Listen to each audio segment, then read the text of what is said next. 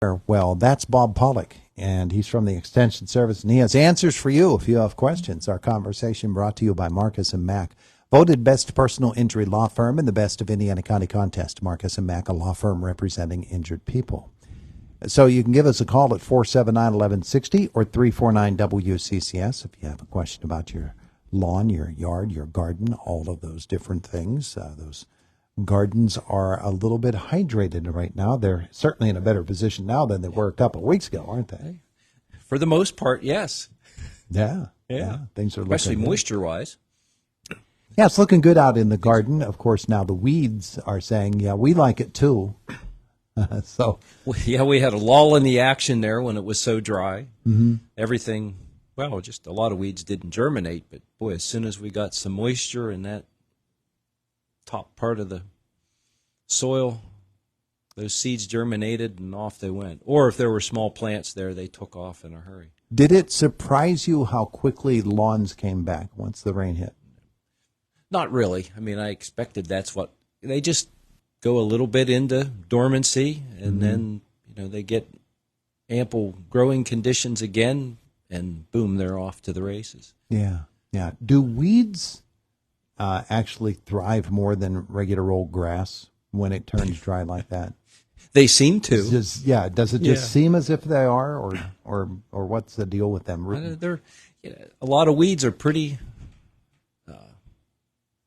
adaptable. Hardy. Yes, they're hardy and adaptable, and they seem to be able to weather those conditions better than some other plants. Mm-hmm. So they hang around, and they even get stressed too, or that they'll maybe not put on as much growth as they would have.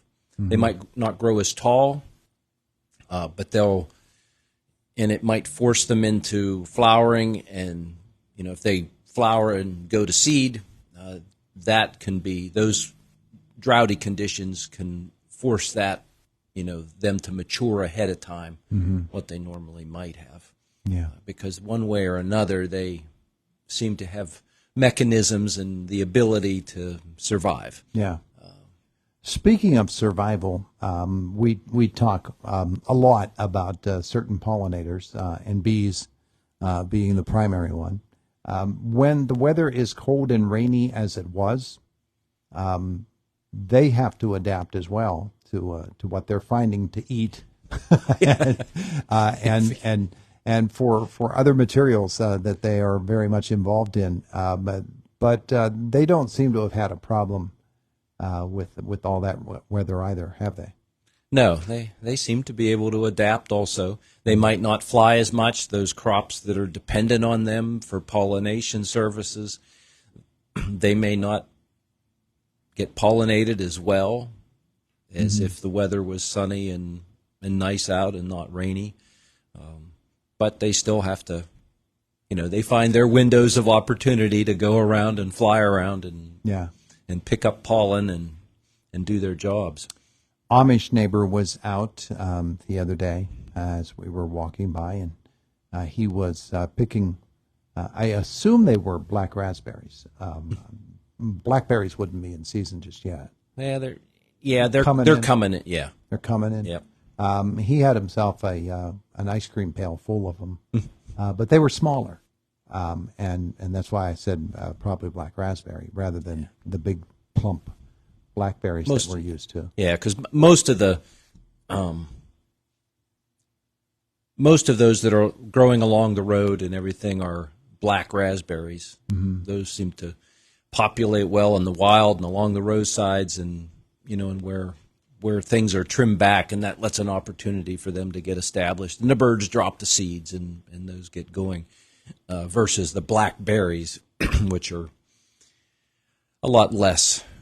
Yeah, I really don't see blackberries unless you've planted them. Yeah. We don't really see blackberries. And most of those are thorned, big, huge thorns on there. Mm-hmm. So the breeders have developed thornless blackberries, which are wonderful, but they're also less hardy. So we can have some challenges here growing blackberries versus some other a little bit warmer climates where those plants will overwinter well. Yeah. yeah, mostly. Sometimes we'll see them just open plantings, but a lot of times in our climate, where we still get these colder temperatures in the winter, like what we had in December, that could have killed those plants back to the ground. As cold as it got then for blackberries. But Yeah. black raspberries and regular red raspberries, those are hardy and they'll spread on their own. When the old homestead has blackberry bushes, though, boy, those are valuable. Yeah. Man. I always anticipate that when you get to that and you've got, your secret spot of blackberries, that you're on one side of the bush and there's a bear on the other side. And you're just working your way toward each other. And eventually you'll pull aside a branch and he'll be staring right back at you, and both of you will go, blah, and just some of the things that I imagine as I'm out there. Yeah, well, that can happen, especially around here. Fruit trees. Let's talk fruit trees Sure. here this morning. With the weather that we've had so far this year, how are they doing? For the most part, pretty well, especially if you've been maintaining them.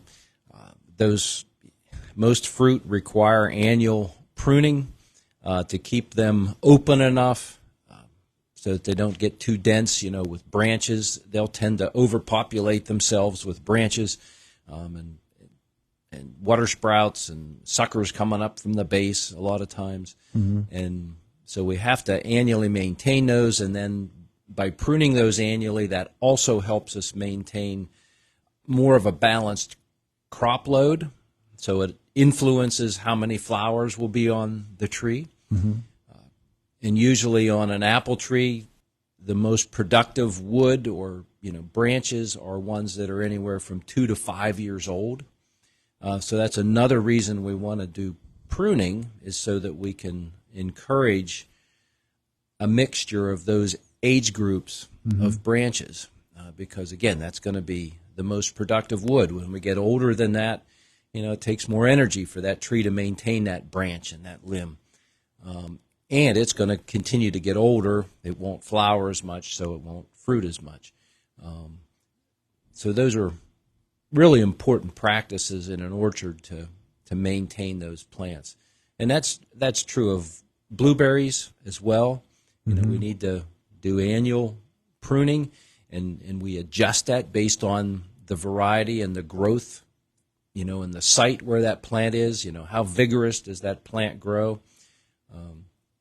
We influence apple trees a lot by what rootstock we select. So on a tree that gets bigger and is self-supporting, then those trees we might need a ladder to do our work in the tree, our pruning, our harvesting, our thinning, all those. Speaking of thinning, in most of these crops, we need to do some sort of thinning on the crop. We need to take a look at, assess where we are. After pollination occurs and we start to get fruit on the tree, and after we've had our June drop, which is our regulation of the plant itself, where it's regulating how much fruit it can support on that tree. So it's self-regulating to a degree. So those fruit, you'll go out one day, everything will look good, and then you go out the next day and you've got fruit all over the ground. And that's just because that plant's gotten to a point where the fruit that are on there are sizing, they're growing, and the plant doesn't have enough energy to support all of them. So some of them have to go. And then in addition to that, if you have clusters of 2, 3, 4, 5 fruit in each cluster of fruit, there's too many on that tree. We really ought to have one apple about every 5 or 6 inches along a branch if you were to evenly distribute that throughout the whole tree. So you can look at that and make an assessment of, I need to thin some of those out. And as hard as that is, you need to do that because if you let all those fruit on there, they're not going to size. Most likely they'll all be smaller fruit because, again, that tree only has so many resources. It has a defined root system to absorb water and nutrients, and so it has to it'll regulate that. So when in the process are you doing that? Usually the sooner you do that, the better. Once those fruit... you're waiting till the fruit produces, actually, before you once start. the fruit are on there. Yep. Okay. And they might be, the size of a quarter. If you sat one on top of a quarter. You can do it when they're smaller than that. The smaller they are, the easier are to remove.